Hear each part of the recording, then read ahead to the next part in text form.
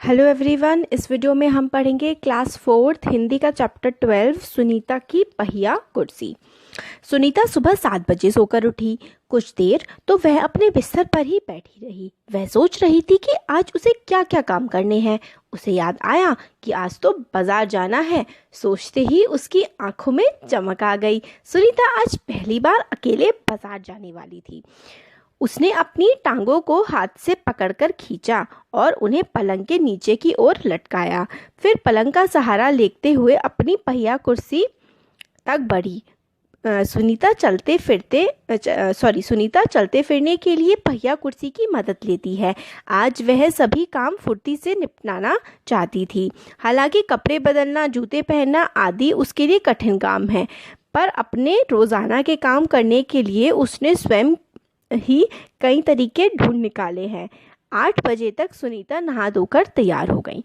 तो सुनीता जो है सोकर के उठी और 7 बजे सोकर के उठी। कुछ देर तक बेड पे बैठी रही और सोचती रही कि कितने आज दिन में क्या क्या काम करने हैं। फिर उसने सोचा आज तो बाजार जाना है और आज वो पहली बार अकेले बाजार जाने वाली थी। ये सोचकर उसे अच्छा सा लग रहा था। सुनीता जो है चलने फिरने के लिए जो है ना व्हील चेयर, पहिया कुर्सी का मतलब होता है व्हील चेयर होती है ना, जैसे कि जिसमें गोल गोल व्हील होता है, जिनको चलने में दिक्कत होती है वो व्हील चेयर का इस्तेमाल करते हैं ना, तो उसका इस्तेमाल करके ये चला करती थी सुनीता। इसको जैसे कि जूते पहनना और कपड़े पहनना ऐसे कामों में थोड़ी दिक्कत हुआ करती थी क्योंकि पैर इनके सही नहीं थे, तो फिर भी अपने काम जो है अच्छे से कर लेती थी और 1 घंटे में अपना ये सारा नहा धो के तैयार हो गई। माँ ने मेज पर नाश्ता लगा दिया था। माँ अचार की बोतल पकड़ाना, सुनीता ने कहा। अलमारी में रखी है, ले लो, माँ ने रसोई घर से जवाब दिया। सुनीता खुद जाकर अचार ले आई। नाश्ता करते करते उसने पूछा, माँ बाजार से क्या क्या लाना है? 1 किलो चीनी लानी है, पर क्या तुम अकेले संभाल लोगी? पक्का, सुनीता ने मुस्कुराते हुए कहा। तो सुनीता ने माँ से कहा कि क्या लाना बाजार से? सुनीता ने कहा तो माँ ने कहा 1 किलो चीनी। तो फिर सुनीता से माँ ने बोला कि क्या तुम अकेले संभाल लोगी उसको? तो सुनीता ने कहा हाँ, मैं पक्का संभाल लूंगी। सुनीता ने माँ से झोला और रुपये लिए। अपनी पहिया कुर्सी पर बैठकर वह बाजार की ओर चल दी।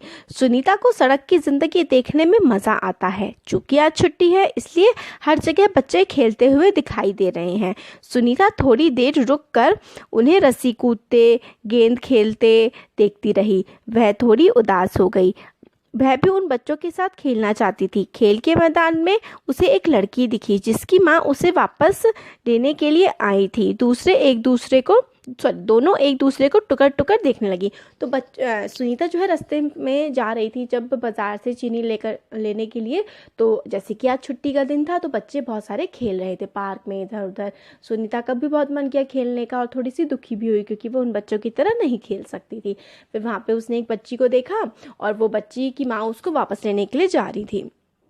तभी उस बच्ची और सुनीता की नज़रें जो है मिली और वो एक दूसरे को देखने लगी। फिर सुनीता को एक लड़का दिखा। उस बच्चे को बहुत सारे बच्चे छोटू छोटू बुलाकर चिढ़ा रहे थे।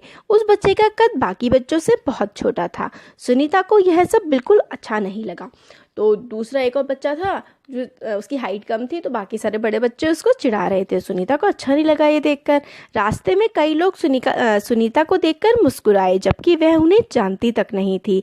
पहले तो वह मन ही मन खुश हुई, परंतु फिर सोचने लगी ये सब लोग मेरी तरफ भला इस तरह क्यों देख रहे हैं। तो फिर वो सोचने लगी एकदम से, जैसे कि वो रास्ते में जा रही थी, काफ़ी सारे लोग जो सुनीता को जानते भी नहीं थे वो सुनीता की तरफ देख रहे थे और उसको देख के मुस्कुराने लगे। पहले तो सुनीता खुश हुई, फिर उसने सोचा ये सब तो मुझे जानते भी नहीं हैं, फिर मेरी तरफ देख के क्यों मुस्कुरा रहे हैं। तो खेल के मैदान वाली छोटी लड़की सुनीता को दोबारा कपड़ों की दुकान के सामने खड़ी मिली। उसकी माँ कुछ कपड़े देख रही थी। फिर वही बच्ची जो खेल के मैदान के पास मिली थी वो सुनीता को फिर से मिली कपड़े की दुकान के पास। तुम्हारे पास यह अजीब सी चीज़ क्या है? उस लड़की ने सुनीता से पूछा। फिर उस लड़की ने सुनीता से पूछा कि अजीब सी चीज़ क्या है तुम्हारे पास?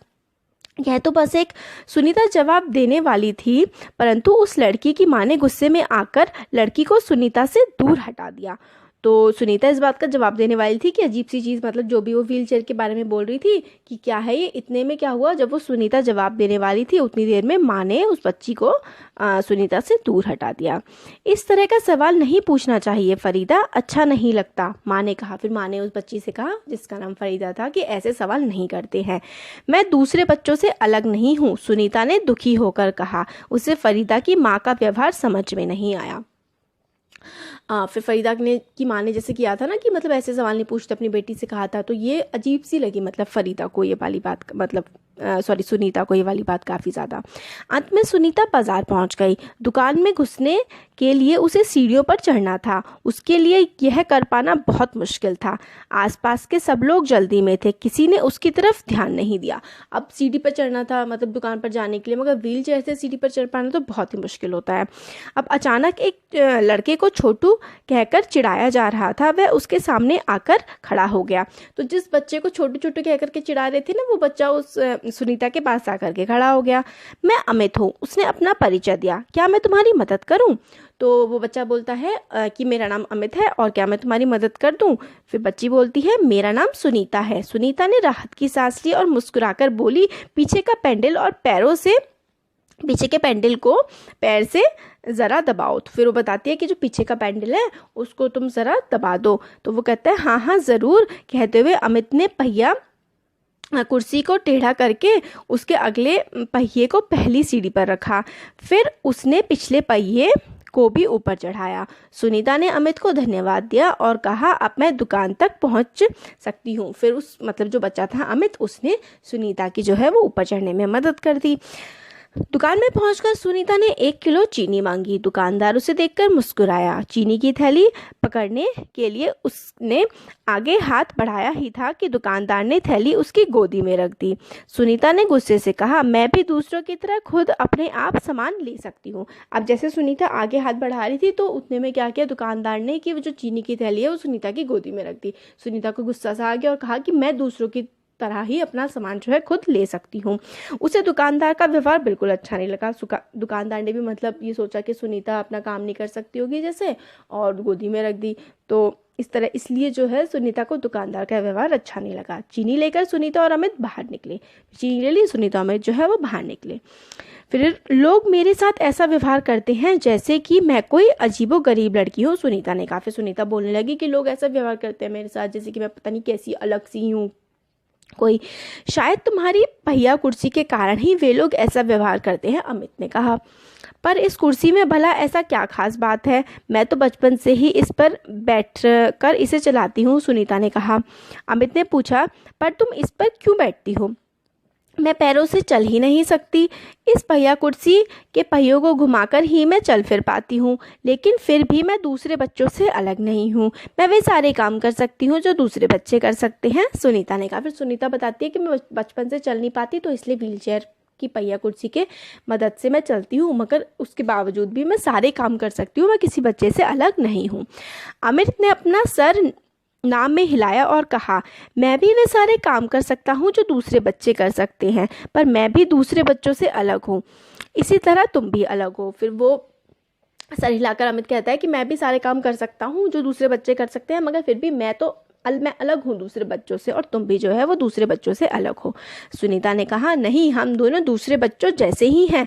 अमित ने दोबारा अपना सर नाम में हिलाया और कहा, देखो तुम पहिया कुर्सी पर बैठकर चलती हो, मेरा कद बहुत छोटा है, हम दोनों ही बाकी लोगों से कुछ अलग है। फिर वो कहता है, मेरा जो कद है, मेरी हाइट है वो कम है, वो बोलता है अमित। और सुनीता से वो बोलता है, तुम पहिया कुर्सी पर चलती हो इसलिए बाकी लोगों से हम कुछ अलग तो हैं। सुनीता कुछ सोचने लगी। उसने अपनी पहिया कुर्सी आगे की और खिसकाई। अमित भी उसके साथ साथ चलने लगा। सड़क पार करते समय सुनीता को फरीदा फिर नजर आई। इस बार फरीदा ने कोई सवाल नहीं पूछा। अमित झट से सुनीता की पहिया कुर्सी के पीछे चढ़ गया। फिर दोनों पहिया कुर्सी पर सवार होकर तेजी से सड़क पर आगे बढ़े। फरीदा भी उनके साथ साथ दौड़ी। इस बार भी लोगों ने उन्हें घूरा, परंतु अब सुनीता को उनकी परवाह नहीं थी। अब जो है अमित उसके पीछे चढ़ गया और वो आगे की तरफ बढ़ने लगे। तो मतलब बाकी लोग उन्हें अभी भी घूर रहे थे, मगर अब जो है सुनीता ने उनकी तरफ जो है वो ध्यान नहीं दिया। तो ये वाली जो है पोएम स्टोरी थी ये हमारी, इसमें हमें यही देखिए एक मॉरल स्टोरी थी जिसमें हमें ये समझ में आता है कि हमें अगर कोई हमसे थोड़ा अलग है दिखने में तो उसके साथ अजीब व्यवहार नहीं करना चाहिए। भले ही वो हमसे अलग हो सकते हैं मगर वो हैं हमारे जैसे ही, हमारे जैसे वो काम कर सकते हैं और हमें उन्हें अलग फील नहीं करवाना चाहिए, अलग सा उनके साथ बर्ताव हमें नहीं करना चाहिए। Thank you.